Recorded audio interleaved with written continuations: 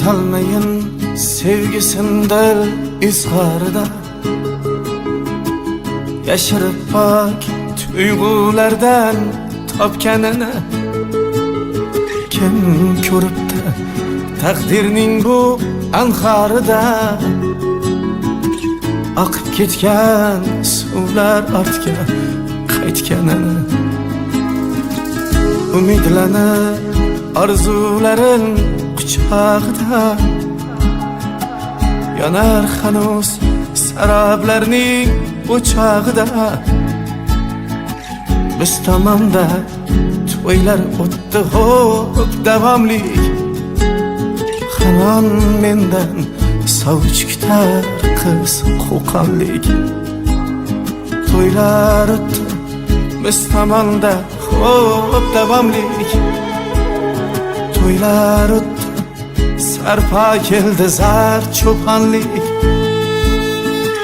Xo'p yomonlik qildim men, xo'p yomonlik, hamon mendan sovchi kutar qiz qo'qonlik.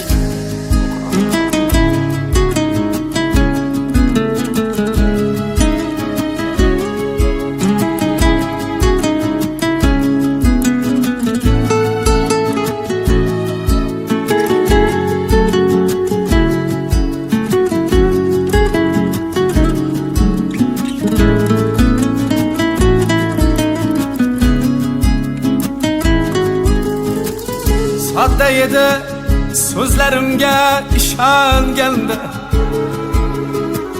ko'nglida men borman deya quvongandi. Men-ku sevgi ko'yida hech yonmagandim, u yonganda sevgi deya u yongandi. Endi uning orzulari ro'yobi kech, ayting barcha haqiqatni kutmasin hech. Ishontirib qo'yganmidim gumonlik, hamon mendan sovchi kutar qiz qo'qonlik. To'ylar o'tdi biz tomonda xo'p davomlik, to'ylar o'tdi sarpo keldi zar cho'ponlik.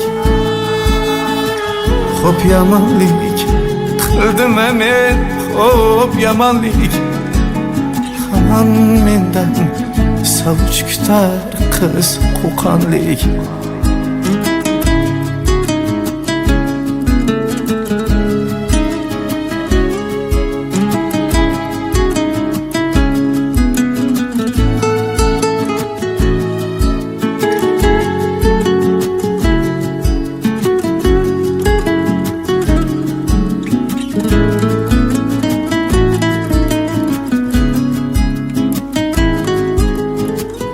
İstemedim ko'nglida ko'p qolishimni,